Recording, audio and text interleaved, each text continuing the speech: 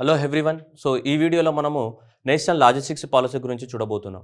So September 2022లో ఇండియాలో లాజిస్టిక్స్ని develop చేయాలన్న ఉద్దేశంతో మన comprehensive action plan on logistics తీసుకురావడం జరిగింది. దాన్ని మనం నేషనల్ లాజిస్టిక్స్ పాలసీ అని చెప్తున్నాం. 2022 సెప్టెంబర్లో తీసుకురావడం జరిగింది. లాజిస్టిక్స్ పాలసీ 2022 ఈ ఏరియాస్ నుంచి మనం క్వశ్చన్ ఎక్స్పెక్ట్ చేయడానికి చాలా అవకాశం ఉంది మనకి. ఓకేనా? Logistics policy 2022. అయితే ఈ లాజిస్టిక్స్ పాలసీకి సంబంధించి మనకి తెలంగాణ యొక్క లాజిస్టిక్స్ పాలసీ గురించి ఆల్రెడీ మనకి వీడియో ఉంది, యూట్యూబ్లో మీరు చూడొచ్చు. తెలంగాణ కూడా లాజిస్టిక్స్ పాలసీని మన గవర్నమెంట్ ఆఫ్ ఇండియా కన్నా ముందే 2021లో తెలంగాణ గవర్నమెంట్ కూడా మన తెలంగాణ లాజిస్టిక్స్ పాలసీని అనౌన్స్మెంట్ చేసి అది మనకి యూట్యూబ్లో ఆల్రెడీ ఉంది, మీరు చూసుకోవచ్చు. ఓకే, దాని పక్కన పెట్టేస్తే ఇక్కడ ఒరిజినల్ స్టోరీకి వద్దాం. What is mean by logistics? Logistics అంటే ఏంటిది అనేది చూసుకుంటే ట్రాన్స్పోర్టేషన్ కానీ handling of the goods and services between the points. ఒక పాయింట్ నుంచి ఇంకొక పాయింట్కి మన గూడ్స్ని హ్యాండ్లింగ్ చేయడానికి ట్రాన్స్పోర్టేషన్ చేస్తూ ఉంటాం. ఏ పాయింట్స్ మధ్యన ప్రొడక్షన్ నుంచి కన్జంప్షన్కి కానీ అండ్ స్టోరేజ్ నుంచి కానీ లేదంటే దానికి వాల్యూ అడిషన్ చేయడానికి వేరే అలైడ్ సర్వీస్ కానీ ఈ పాయింట్స్ మధ్యన ఏం చేస్తుంటాం? మనం వస్తువులను ఒక ప్రాంతం నుంచి ఇంకో ప్రాంతానికి ఏం చేస్తుంటాం? ట్రాన్స్పోర్టేషన్ చేస్తుంటాం, హ్యాండ్లింగ్ చేస్తుంటాం. ఇక్కడ ప్రొడక్షన్ సెంటర్ నుంచి కన్జంప్షన్స్ వరకు, అంటే మామూలుగా ఒక ఫ్యాక్టరీ నుంచి కన్జ్యూమర్స్ వరకు కానీ, లేదంటే ఎక్కడ నుంచి ఒక ఫ్యాక్టరీ నుంచి వేరే ప్రాంతానికి స్టోరేజ్ చేయడానికి కోసం కొన్ని పార్ట్స్ అనేది అసెంబ్లీ పార్ట్స్ ఉంటాయి. ఒక ప్రాంతంలో తయారు చేసి ఇంకో ప్రాంతానికి తీసుకెళ్ళి మొత్తం కలిపి ఒక వస్తువుని తయారు చేస్తుంటారు. ఇలా అన్నీ ఉంటాయి కదా. ఇలా ఒక ప్రాంతం నుంచి ఒక ప్రాంతానికి మనకి ట్రాన్స్పోర్టేషన్ కానీ హ్యాండ్లింగ్ కోసం చేయడానికి కోసం అవసరమైనటువంటి వాటిని ఏమంటాం? లాజిస్టిక్స్ అంటాం. లాజిస్టిక్స్ అంటే ఏమంటారు? The transportation handling of the goods between the points మధ్యన production, consumption, storage, value addition, allied services, వీటి మధ్యన మనం గూడ్స్ని ట్రాన్స్పోర్టేషన్ చేయడానికి కావాల్సిన వాటిని ఏమంటాం? మనం లాజిస్టిక్స్ అని చెప్తుంటాం మనం. ఓకేనా? ఈ లాజిస్టిక్స్ని డెవలప్మెంట్ చేయడానికి కోసమే మన government of India national logistics పాలసీని తీసుకురావడం జరిగింది. ఓకేనా? ఈ నేషనల్ లాజిస్టిక్స్ పాలసీ యొక్క విజన్ కనుక చూసుకుంటే టు డెవలప్ టెక్నాలజికల్లీ ఎనేబుల్డ్, చూడండి ఎంత వర్డ్స్ పెట్టారు వీళ్ళు. టెక్నాలజికల్లీ ఎనేబుల్డ్ అన్నారు, ఆ తర్వాత ఇంటిగ్రేటెడ్ అన్నాడు, ఆ తర్వాత cost efficient, next resilient and next trusted logistics ecosystem in the country for the యాక్సెలరేటెడ్ and the inclusive growth. ఇలా అన్ని పేరు పెట్టడం జరిగింది. ఇంటిగ్రేటెడ్ అన్నాడు, కాస్ట్ ఎఫెక్టివ్ అన్నాడు, రెసిలియంట్ అన్నాడు, అండ్ నెక్స్ట్ అంటే sustainable and the trusted logistics అని ఇలా పేర్లు పెట్టడం జరిగింది. సో మనకి యాక్సెలరేటెడ్ అండ్ ఇంక్లూసివ్ గ్రోత్, ఇలా మనకి ఈ పేరుతో ఇది విజన్ ఆఫ్ ద ఏంటిది మనకి నేషనల్ లాజిస్టిక్స్ పాలసీ 2022 యొక్క విజన్ అని చెప్పడం జరిగింది. నేను మిమ్మల్ని బైహార్ట్ చేసుకోమని చెప్పట్లేదు, బట్ జనరల్గా మీ ఐడియా కోసం technologically enabled, integrated, cost efficient, resilient and sustainable and trusted ఉండాలని చెప్తుంది మనకి ఏంటి? లాజిస్టిక్స్ పాలసీ అనేది. ఓకేనా? సో ఇది ఇంపార్టెంట్. ఎగ్జామినేషన్లో ఈ నేషనల్ లాజిస్టిక్స్ పాలసీలో ఏం టార్గెట్ పెట్టుకుంది? What the government want to achieve in the future? ఏం చేయాలనుకుంటుందంటే చూడండి, ఫస్ట్ వన్ ఇదే important exam. To reduce the cost of the logistics in India. ఇండియాలో లాజిస్టిక్స్ యొక్క కాస్ట్ను తగ్గించాలనుకుంటుంది. వేటితోటి కంపేర్ చేస్తే? ఫారిన్ కంట్రీస్ తోటి కంపేర్ చేస్తే. To be compared with global level. So global bench marks by the 2030, 2030 నాటికి, అంటే ఇప్పుడు రాబోయే సంవత్సరాలలో 2022 నుంచి 2030 నాటికి ఈ రాబోయే 8 సంవత్సరాలలో కాస్ట్ను తగ్గించాలనుకుంటుంది. వేటి యొక్క కాస్ట్ని? లాజిస్టిక్స్ యొక్క కాస్ట్ను తగ్గించాలనుకుని టార్గెట్ పెట్టుకోవడం జరిగింది. గవర్నమెంట్ ఆఫ్ ఇండియా లాజిస్టిక్స్ కాస్ట్ను తగ్గించాలనుకుంటుంది. సెకండ్ ఇంపార్టెంట్, లాజిస్టిక్స్ పర్ఫార్మెన్స్ ఇండెక్స్లో ఇండియా అనేది అమంగ్ ద టాప్ 25 కంట్రీస్లో ఒక కంట్రీ అవ్వాలని గవర్నమెంట్ ఆఫ్ ఇండియా టార్గెట్ పెట్టుకుంది. దేంట్లో? Logistics performance index. ఈ లాజిస్టిక్స్ పర్ఫార్మెన్స్ ఇండెక్స్ ఏవైతే ఉన్నాయో దీంట్లో ఇండియా అనేది ఖచ్చితంగా ఏమవ్వాలనుకుంటుంది? మనకి 25 కంట్రీస్లోకి రావాలని చెప్తుంది. అది మనకి గవర్నమెంట్ అనేది టార్గెట్ పెట్టుకోవడం జరిగింది. ఓకేనా? సో ఈ 25 కంట్రీస్లో కూడా రావాలనుకుంటుంది. లాజిస్టిక్ పర్ఫార్మెన్స్ ఇండెక్స్లో అట్లీస్ట్ టాప్ 25 కంట్రీస్లో ఉండాలని. అండ్ చూడండి నెక్స్ట్ ఏమన్నా, create a data driven decision support mechanism for an efficient logistics ecosystem. Create ఏమంటారు? డాటా డ్రైవెన్ అంటే ఏంటి? సింపుల్గా ఏదైనా సరే మనుషులు లేకుండా డైరెక్ట్గా ఆన్లైన్ లోపల మనకి డాటా ఉంటే ఆటోమేటిక్గా దానికి డిసిజన్ మేకింగ్, మనిషి రావాలి, వీడు వస్తున్నాడా పోతున్నాడా ఇవన్నీ కాదు. డాటా డ్రైవెన్ డిసిజన్ మేకింగ్ అంటే ఏంటిది? ఏదైనా డాటా పంపిస్తే డాటా అనేది ఆన్లైన్లో ఇమీడియట్గా వానికి ఓపెన్ అవ్వాలి. ఓపెన్ అయిపోయిన తర్వాత వాడు ఇమీడియట్గా ఆన్లైన్ ద్వారా ఏమి ఇస్తాడు? అప్రూవల్ ఇస్తాడు. అలాంటి అప్రూవల్ సిస్టమ్ని తీసుకురావాలని చెప్తుంది. That's why data driven support mechanism for and decision making ecosystem అని చెప్తున్నాడు వారు. సో కాబట్టి అంత డాటా అంటే ఆన్లైన్ ద్వారా మీనింగ్. సో కాబట్టి ఈ 3 అనేటివి మన నేషనల్ లాజిస్టిక్స్ పాలసీలో గవర్నమెంట్ ఆఫ్ ఇండియా పెట్టుకున్నటువంటి టార్గెట్స్. 3 టార్గెట్స్ అనేది వెరీ ఇంపార్టెంట్. ఏది? Reduce the cost of the logistics by the 2030 and logistics performance index లోపల మనకి ఎంత? సో టాప్ 25లో రావాలి మనం. అట్లాగే క్రియేట్ ద ఏమన్నాం? డాటా డ్రివెన్ డిసిజన్ మేకింగ్ అనేది రావాలి. ఈ 3 అనేది మనకి గవర్నమెంట్ ఆఫ్ ఇండియా యొక్క ఏంటిది? టార్గెట్స్. ఇవన్నీ కూడా ఏంటి? గవర్నమెంట్ ఆఫ్ ఇండియా యొక్క 3 టార్గెట్స్. దిస్ 1, 2 అండ్ 3 టార్గెట్స్ ఉన్నాయి. Okay, next one. So clap, comprehensive logistics action plan అనేది గవర్నమెంట్ అనేది అనౌన్స్మెంట్ చేసింది. క్లాప్ అనేది సో ఈ క్లాప్లో 8 పిల్లర్స్ ఉన్నాయి, 8 కోర్ ఏరియాస్ ఉన్నాయి. ఈ 8 కోర్ ఏరియాస్ని గవర్నమెంట్ అనేది డెవలప్మెంట్ చేయాలనుకుంటుంది. క్లాప్ అంటే సి ఫర్ ఏంటిది, comprehensive logistics action plan, clap.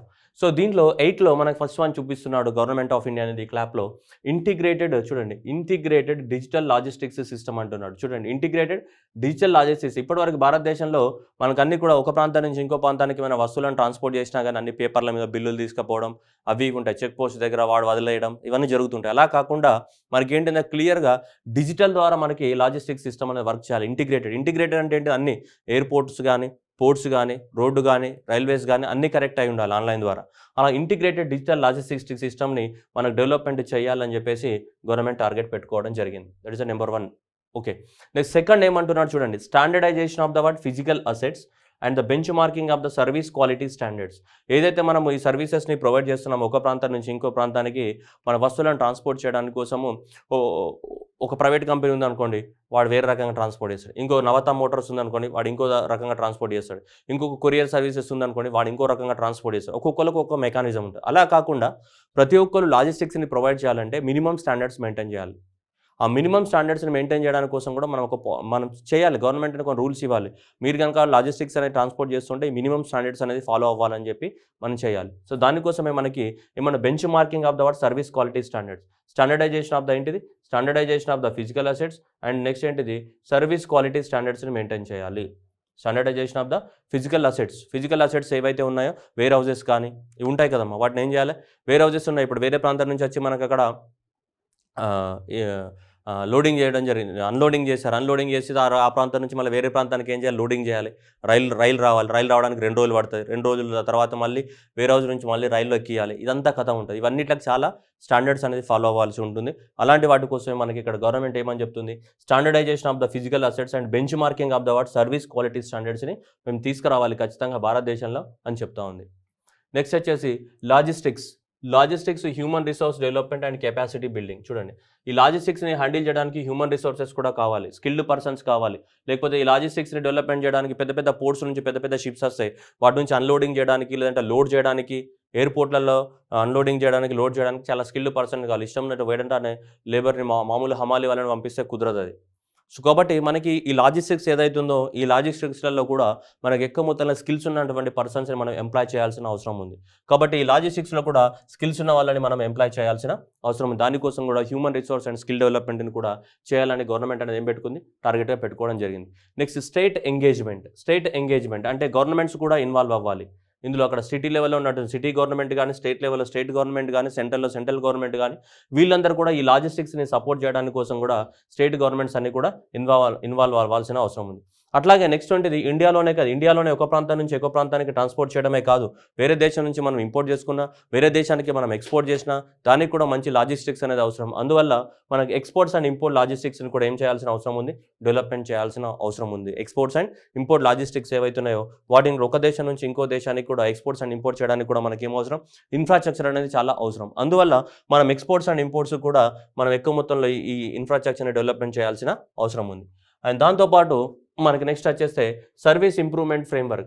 చాలా సర్వీసెస్ చెత్తగా ఉంటాయి. మనం అప్పుడప్పుడు పోయి ఎక్కడైనా రైల్వే స్టేషన్లో పోయి మనకి వేరే ప్రాంతానికి ఏదైనా మనం వస్తువులు ఇద్దాం అనుకున్నాం, మనం సరిగ్గా బిహేవ్ చేయడు. ఏదో డబ్బాలు వేసేసి ప్యాక్ చేసి ఇష్టం ఉన్నట్టు ప్యాక్ చేసి పడేస్తాడు. నీకు భయం అవుతుంటుంది, అది మీ ఫ్రెండ్కి రీచ్ అవుతా లేదా మీ గర్ల్ ఫ్రెండ్కి అది రీచ్ అవుతా లేదా అని చెప్పేసి నీకు భయం అవుతుంటుంది. ఏదో మంచి భారీ గిఫ్ట్ కొనిస్తావు, అది ఉంటుందా పోతా నీకే తెలియదు. సో అలా మనకేంటి సర్వీస్ ఇంప్రూవ్మెంట్ అనే ఫ్రేమ్వర్క్ అనేది చాలా గట్టిగా ఉండాలని చెప్పేసి గవర్నమెంట్ అని ఇంకొక టార్గెట్ పెట్టుకుంది. అట్లాగే sectoral plan for the efficient logistics. ప్రతి సెక్టార్కి ఒక్కొక్క ఎఫిషియెంట్ ప్లాన్ని చేయాలి. ఇప్పుడు అగ్రికల్చర్ ప్రొడక్ట్స్ని ట్రాన్స్పోర్ట్ చేయడానికి ఒక రకంగా, జ్యువెలరీస్ని ట్రాన్స్పోర్ట్ చేయడానికి ఇంకొక రకంగా, నార్మల్ గూడ్స్ని ట్రాన్స్పోర్ట్ చేయడానికి ఇంకో రకంగా, మొబైల్ ఫోన్స్ని ట్రాన్స్పోర్ట్ చేయడానికి ఇంకో రకంగా, ఇలా సెక్టర్ వైజ్ ఏముండాలి, సిగ్రిగేషన్ అనేది ఉండాలి లాజిస్టిక్స్ అనేది. సో అలా ఏంటి మన sector wise plan for the efficient logistics కానీ, సర్వీస్ ఇంప్రూవ్మెంట్ అనేది ఉండాలి. నెక్స్ట్ ఎక్స్పోర్ట్స్ అండ్ ఇంపోర్ట్స్ కూడా ఇన్ఫ్రాస్ట్రక్చర్ డెవలప్మెంట్ చేయాలి. స్టేట్స్ యొక్క ఎంగేజ్మెంట్ ఉండాలి. Logistics and human resource development ఉండాలి. And standardisation of the physical assets and the integrated digital logistics సర్వీసెస్ని development చేయాలని చెప్పేసి ఇలా 8 పిల్లర్స్ తోటి తోటి మనకి నేషనల్ లాజిస్టిక్స్ పాలసీని గవర్నమెంట్ అనేది అనౌన్స్మెంట్ చేయడం జరిగింది. ఎగ్జామినేషన్లో 8 పిల్లర్స్ కూడా అడగవచ్చు. జస్ట్ మీరు గుర్తుపెట్టుకోవాల్సింది integrated digital and standardisation of the physical assets కానీ, logistics and human resource development కానీ, state engagement is required and EXIM is required and service improvement is required and sectoral plan for the word efficient logistics. ఇవి ఉంటే చాలు మనకి ఈ 8 pillars. ఓకేనా. Next last వచ్చేసి మనకి facilitation and the development of the logistics parks. Logistics parks అనే పెద్ద పెద్ద డెవలప్మెంట్ చేయాలి. లాజిస్టిక్స్ పార్క్స్ అంటే ఈ ఎయిర్ ఫ్రైట్ స్టేషన్లో కానీ, ఇన్లాండ్ కంటైనర్ డిపోర్ట్స్ కానీ, కంటైనర్ ఫ్రైట్ స్టేషన్ కానీ, కార్గో టెర్మినల్స్ కానీ, ఎక్కడంటే అక్కడ మన పెద్ద పెద్ద కంటైనర్ డిపోర్ట్ని డెవలప్మెంట్ చేయాలి. ఇప్పుడు మనము బంగారు కోడిపెట్ట సాంగ్ మీరు అందరూ చూస్తుంటారు, వెనకాల పెద్ద పెద్ద కంటైనర్స్ కనిపిస్తుంటాయి. మన కంటైనర్స్ డిపోర్ట్స్ని ఎయిర్పోర్ట్ దగ్గర అయితే ఎయిర్పోర్ట్లలో వచ్చిన వస్తువులన్నింటిని కూడా అక్కడ మనం స్టోర్ చేయడానికి కోసం అక్కడ పెద్ద కంటైనర్స్ డిపోర్ట్స్ని, పోర్ట్ల దగ్గర కంటైనర్ డిపోర్ట్స్ని ఎక్కడ పడితే అక్కడ మనం పెట్టాలి. ఎక్కడెక్కడైతే అవసరం ఉందో అక్కడ పెట్టాల్సిన అవసరం ఉంది. సో ఇది that is the facilitation development of the what logistics parks అనేది మనకి ఈ 8 పిల్లర్స్ తోటి మనకి గవర్నమెంట్ అనేది మనకి క్లియర్గా చెప్పడం జరిగింది. ఓకేనా. సో ఇవన్నీ జాగ్రత్తగా గుర్తుపెట్టుకోవాల్సిన అవసరం ఉంది ఎగ్జామ్ పర్పస్లో. Okay. Next unified logistics interface platform. ఇది ఎప్పుడంటే మనకి మే 2020లో గవర్నమెంట్ అనేది అనౌన్స్మెంట్ చేసింది as a part of the Atmanirbhar Bharat. May 2020లో మన గవర్నమెంట్ అనేది కరోనా టైంలో తీసుకొచ్చినటువంటి పాలసీ పేరు ఏంటిది? ఆత్మనిర్భర్ భారత్. ఆత్మనిర్భర్ భారత్ అంటే self Reliance India. Self Reliance India లోపల మన భారతదేశంలో లాజిస్టిక్స్ని కూడా బాగా డెవలప్మెంట్ చేయాలని చెప్పేసి ఇది తీసుకొచ్చారు. ఏది? ULIP, unified logistics interface platform, ULIP. So unified logistics interface platform తీసుకొచ్చారు. ఎందుకంటే చూడండి ఇక్కడ ఇప్పుడు ministry of the ports and water ఉన్నాయనుకోండి, పోర్ట్స్ కానీ లేకుంటే టెర్మినల్ ఆపరేటింగ్ సిస్టమ్ కానీ, ఇన్లాండ్ వాటర్ వేస్ కానీ ఇవన్నీ వీళ్ళ కంట్రోల్లో ఉంటాయి.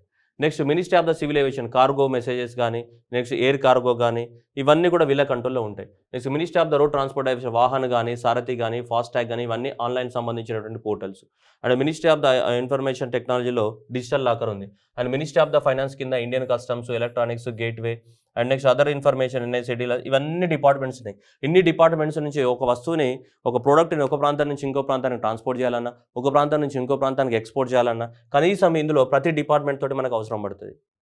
ఇందులో ప్రతి డిపార్ట్మెంట్ తోటి ఖచ్చితంగా అవసరం పడుతుంది. మరి ఈ ప్రతి డిపార్ట్మెంట్ తోటి అవసరం పడ్డప్పుడు ఖచ్చితంగా అన్ని డిపార్ట్మెంట్స్ని ఏం చేయాలి? మనం ఇంటర్లింకింగ్ చేయాలి. అన్ని డిపార్ట్మెంట్స్ని ఇంటర్లింకింగ్ చేసినప్పుడే అప్పుడు నీకు ట్రాన్స్పోర్టేషన్ ఈజీ అవుతుంది. లేదంటే ఇక్కడ కస్టమ్స్ పర్మిషన్ కావాలి, కస్టమ్స్ ఏమో ఫినాన్స్ మినిస్ట్రీ కంట్రోల్లో ఉంది, వాడు కస్టమ్స్ వాడు పర్మిషన్ ఇయ్యాడు, కస్టమ్స్ వాడు పర్మిషన్ అనేది ఇటు పోర్ట్ వాడు ఎంట్రీ కాలేడు, వాడు అంటాడు కస్టమ్స్ పర్మిషన్ అని ఇచ్చేసినాడు, వీడు అంటాడు నా దగ్గరికి రాలేదని వీడెడుస్తుంది, అన్ని ట్రాన్స్పోర్ట్ ఆగిపోతాయి, నా దగ్గర రాలేదంటాడు ఈ మినిస్ట్రీ వాడు, నేను ఇచ్చేసినాను వాడంటాడు. ఇవన్నీ కూడా అంతా ఏమవుతాయంటే మొత్తం కూడా వస్తువులని లాజిస్టిక్స్ని సరిగా పనిచేయకుండా ఆపుకుంటూ ఉంటాయి.